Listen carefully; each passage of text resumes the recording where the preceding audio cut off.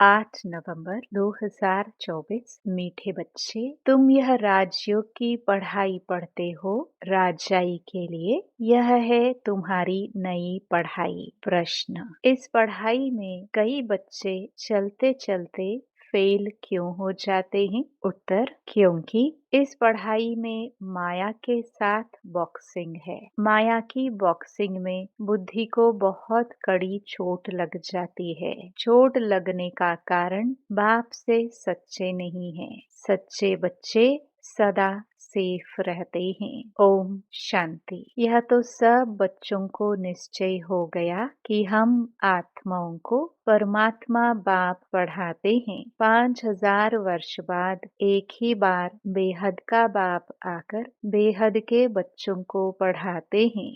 कोई नया आदमी यह बातें सुने तो समझ न सके। रूहानी बाप रूहानी बच्चे क्या होते हैं यह भी समझ नहीं सकेंगे। तुम बच्चे जानते हो हम सभी ब्रदर्स हैं। वह हमारा बाप भी है, टीचर भी है, सुप्रीम गुरु भी है। तुम बच्चों को यह जरूर ऑटोमेटिकली याद रहेगा। यहाँ बैठे समझते होंगे सभी आत्माओं का एक ही रूहानी बाप है। सभी आत्माएं उसको ही याद करती हैं। कोई भी धर्म का हो, सभी मनुष्य मात्र याद जरूर करते हैं। बाप ने समझाया है आत्मा तो सब में है ना। अब बाप कहते हैं देह के सब धर्म छोड़ अपने को आत्मा समझो। अभी तुम आत्मा यहाँ पाठ बजा रही हो। कैसा पाठ बजाती हो वह भी समझाया गया है। बच्चे भी नंबरवार पुरुषार्थ अनुसार ही समझते हैं। तुम राजयोगी हो ना। पढ़ने वाले सब योगी ही होते हैं। पढ़ाने वाले टीचर के साथ योग जरूर रखना पड़ता है। एम ऑब्जेक्ट का भी मालूम रहता है। इस पढ़ाई से हम फलाना बनेंगे। यह पढ़ाई तो एक ही है। इनको कहा जाता है राजाओं का राजा बनने की पढ़ाई। राजयोग है ना। राजाई प्राप्त करने के लिए बाप से योग। और कोई मनुष्य यह राजयोग कभी सिखला न सके। तुमको कोई मनुष्य नहीं सिखलाते हैं। परमात्मा तुम आत्माओं को सिखलाते हैं। तुम फिर औरों को सिखलाते हो। तुम भी अपने को आत्मा समझो। हम आत्माओं को बाप सिखलाते हैं। यह याद न रहने से जौहर नहीं भरता है, इसलिए बहुतों की बुद्धि में नहीं बैठता है। तो बाप हमेशा कहते हैं योग युक्त हो, याद की यात्रा में रहकर समझाओ। हम भाई भाई को सिखलाते हैं। तुम भी आत्मा हो, वह सबका बाप टीचर गुरु है। आत्मा को देखना है। भल गायन है सेकंड में जीवन मुक्ति, परंतु इसमें मेहनत बहुत है। आत्म अभिमानी न बनने से तुम्हारे वचनों में ताकत नहीं रहती है, क्योंकि जिस प्रकार बाप समझाते हैं उस रीति कोई समझाते नहीं है। कोई कोई तो बहुत अच्छा समझाते हैं। कौन कांटा है और कौन फूल है मालूम तो सब पड़ता है। स्कूल में बच्चे 5-6 दर्जा पढ़कर फिर ट्रांसफर होते हैं। अच्छे अच्छे बच्चे जब ट्रांसफर होते हैं तो दूसरे क्लास के टीचर को भी झट मालूम पड़ता है यह बच्चे तीखे पुरुषार्थी हैं। इन्होंने अच्छा पढ़ा हुआ है तब ऊंच नंबर में आए हैं। टीचर तो जरूर समझते होंगे ना। वह है लौकिक पढ़ाई। यहाँ तो वह बात नहीं। यह है पारलौकिक पढ़ाई। यहाँ तो ऐसे नहीं कहेंगे यह पहले बहुत अच्छा पढ़कर आए हैं तब अच्छा पढ़ते हैं। नहीं, उस इम्तिहान में तो ट्रांसफर होते हैं तो टीचर समझेंगे इसने पढ़ाई में मेहनत की है तब आगे नंबर लिया है। यहाँ तो है ही नई पढ़ाई जो पहले से कोई पढ़े हुए नहीं है। नई पढ़ाई है, नया पढ़ाने वाला है। सब नए हैं, नयों को पढ़ाते हैं। उनमें जो अच्छी रीति पढ़ते हैं तो कहेंगे यह अच्छे पुरुषार्थी हैं। यह है नई दुनिया के लिए नई नॉलेज, और कोई पढ़ाने वाला तो है नहीं। जितना जितना जो अटेंशन देते हैं उतना ऊंच नंबर में जाते हैं। कोई तो बहुत मीठे आज्ञाकारी होते हैं, देखने से ही पता पड़ता है यह पढ़ाने वाला बहुत अच्छा है। इनमें कोई अवगुण नहीं है। चलन से, बात करने से मालूम पड़ जाता है। बाबा पूछते भी सबसे हैं यह कैसा पढ़ाते हैं, इनमें कोई खामी तो नहीं है। ऐसे बहुत कहते हैं कि हमारे पूछे बिगर समाचार कभी नहीं देना। कोई अच्छा पढ़ाते हैं, कोई शुरुड़ बुद्धि नहीं होते हैं। माया का वार बहुत होता है, यह बाप जानते हैं। माया इन्हों को धोखा बहुत देती है।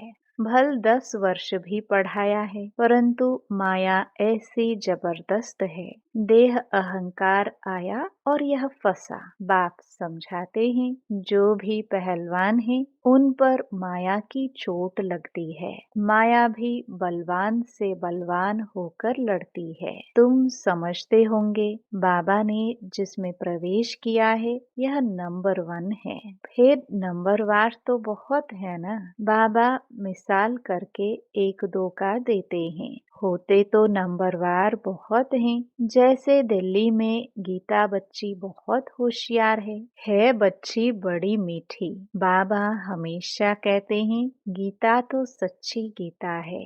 मनुष्य वह गीता पढ़ते हैं, परंतु यह नहीं समझते हैं कि भगवान ने कैसे राजयोग सिखाकर राजाओं का राजा बनाया था। बरोबर सत्युग था तो एक ही धर्म था। कल की बात है, बाप कहते हैं कल तुमको इतना साहूकार बनाकर गया, तुम पद्मा पदम भाग्यशाली थे।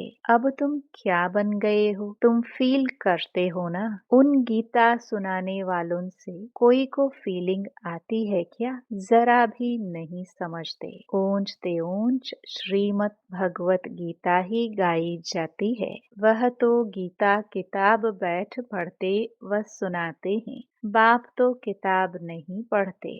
फर्क तो है ना। उनकी याद की यात्रा तो है ही नहीं, वह तो नीचे गिरते ही रहते हैं। सर्वव्यापी के ज्ञान से सब देखो कैसे बन गए हैं। तुम जानते हो कल्प कल्प ऐसे ही होगा। बाप कहते हैं तुमको सिखलाकर विषय सागर से पार कर देते हैं। कितना फर्क है। शास्त्र पढ़ना तो भक्ति मार्ग हुआ ना। बाप कहते हैं यह पढ़ने से मेरे से कोई नहीं मिलते। वह समझते हैं कोई भी तरफ जाओ पहुंचना तो सबको एक ही जगह है। कभी कहते हैं भगवान किस न किस रूप में आकर पढ़ाएंगे। जब बाप को आकर पढ़ाना है तो फिर तुम क्या पढ़ाते हो? बाप समझाते हैं गीता में आटे में नमक मिसल कोई राइट अक्षर हैं जिसमें तुम पकड़ सकते हो। सत्युग में तो कोई भी शास्त्र आदि होते ही नहीं। यह है ही भक्ति मार्ग के शास्त्र। ऐसे नहीं कहेंगे कि यह अनादि हैं, शुरू से चले आते हैं। नहीं, अनादि का अर्थ नहीं समझते। बाप समझाते हैं यह तो ड्रामा अनादि बरोबर है। तुमको बाप राजयोग सिखलाते हैं। बाप कहते हैं अभी तुमको सिखलाता हूँ फिर गुम हो जाता हूँ। तुम कहेंगे हमारा राज्य अनादि था। राज्य वही है, सिर्फ पावन से बदल पतित होने से नाम बदल जाता है। देवता के बदले हिंदू कहलाते हैं। है तो आदि सनातन देवी देवता धर्म के न। जैसे दूसरे सतो प्रधान से सतो रजो तमो में आते हैं, तुम भी ऐसे उतरते हो। रजो में आते हो तो अपवित्रता के कारण देवता के बदले हिंदू कहलाते हो। नहीं तो हिंदू हिंदुस्तान का नाम है। तुम असल में तो देवी देवता थे ना। देवताएं सदैव पावन होते हैं। अभी तो मनुष्य पतित बन गए हैं तो नाम भी हिंदू रख दिया है। पूछो हिंदू धर्म कब किसने रचा तो बता नहीं सकेंगे। आदि सनातन देवी देवता धर्म था, जिसको पैराडाइज आदि बहुत अच्छे अच्छे नाम देते हैं। जो पास्ट हुआ है वह फिर रिपीट होना है। इस समय तुम शुरू से लेकर अंत तक सब जानते हो, जानते जाएंगे तो जीते रहेंगे। कई तो मर भी जाते हैं, बाप का बनते हैं तो माया की युद्ध चलती है। युद्ध होने से ट्रेटर बन पड़ते हैं। रावण के थे, राम के बने। फिर रावण राम के बच्चों पर जीत पहन अपनी तरफ ले जाता है।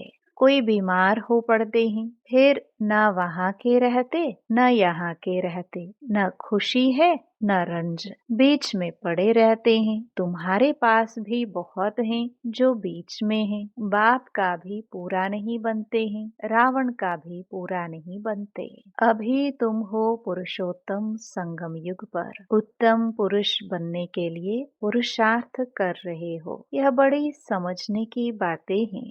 बाबा पूछते हैं, हाथ तो बहुत बच्चे उठाते हैं, परंतु समझा जाता है बुद्धि नहीं है। भल बाबा कहते हैं शुभ बोलो, कहते तो सब हैं हम नर से नारायण बनेंगे। कथा ही नर से नारायण बनने की है। अज्ञान काल में भी सत्यनारायण की कथा सुनते हैं ना, वहाँ तो कोई पूछ नहीं सकते। यह तो बाप ही पूछते हैं, तुम क्या समझते हो? इतनी हिम्मत है? तुम्हें पावन भी जरूर बनना है। कोई आते हैं तो पूछा जाता है, इस जन्म में कोई पाप कर्म तो नहीं किए हैं? जन्म जन्मांतर के पापी तो हो ही, इस जन्म के पाप बता दो तो हल्के हो जाएंगे, नहीं तो दिल अंदर खाता रहेगा। सच बतलाने से हल्के होंगे। कई बच्चे सच नहीं बताते हैं तो माया एकदम जोर से घूसा लगा देती है। तुम्हारी बड़ी कड़ी बॉक्सिंग है, उस बॉक्सिंग में तो शरीर को चोट लगती है, इसमें बुद्धि को बहुत चोट लगती है। यह बाबा भी जानते हैं। यह ब्रह्मा कहते हैं, मैं बहुत जन्मों के अंत का हूँ, सबसे पावन था, अभी सबसे पतित हूँ, फिर पावन बनता हूँ। ऐसे तो नहीं कहता हूँ कि मैं महात्मा हूँ। बाप भी खातरी देते हैं, यह सबसे जास्ती पतित हैं। बाप कहते हैं, मैं पराये देश पराये शरीर में आता हूँ। इनके बहुत जन्मों के अंत में मैं इनमें प्रवेश करता हूँ, जिसने पूरे 84 जन्म लिए हैं। अब यह भी पावन बनने का पुरुषार्थ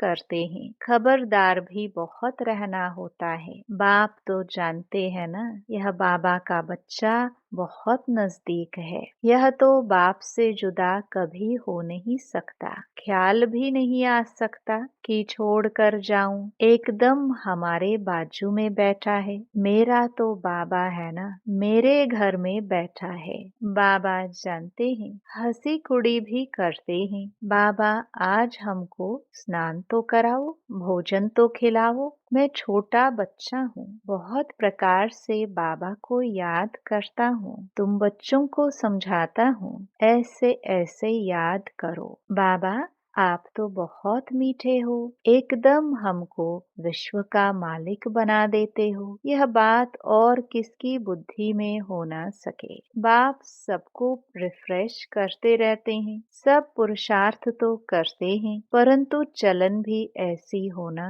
भूल हो जाए तो झट लिखना चाहिए, बाबा हमसे यह भूल हो जाती है। कोई कोई लिखते भी हैं, बाबा हमसे यह भूल हुई, माफ करना। हमारा बच्चा बनकर फिर भूल करने से 100 गुना वृद्धि हो जाती है। माया से हारते हैं तो फिर वही के वही बन जाते हैं। बहुत हारते हैं। यह बड़ी बॉक्सिंग है। राम और रावण की लड़ाई है। दिखाते भी हैं बंदर सेनाली। यह सब बच्चों का खेल बना हुआ है। जैसे छोटे बच्चे बेसमझ होते हैं ना, बाप भी कहते हैं यह तो इन्हों की पाई पैसे की बुद्धि है। कहते हैं हर एक ईश्वर का रूप है, तो हर एक ईश्वर बन क्रिएट भी करते हैं, पालना करते हैं और फिर विनाश भी कर देते। अब ईश्वर कोई का विनाश थोड़ी करते हैं, यह तो कितनी अज्ञानता है। इसलिए कहा जाता है गुड़ियों की पूजा करते रहते हैं। वंडर है मनुष्यों की बुद्धि क्या हो जाती है, कितना खर्चा करते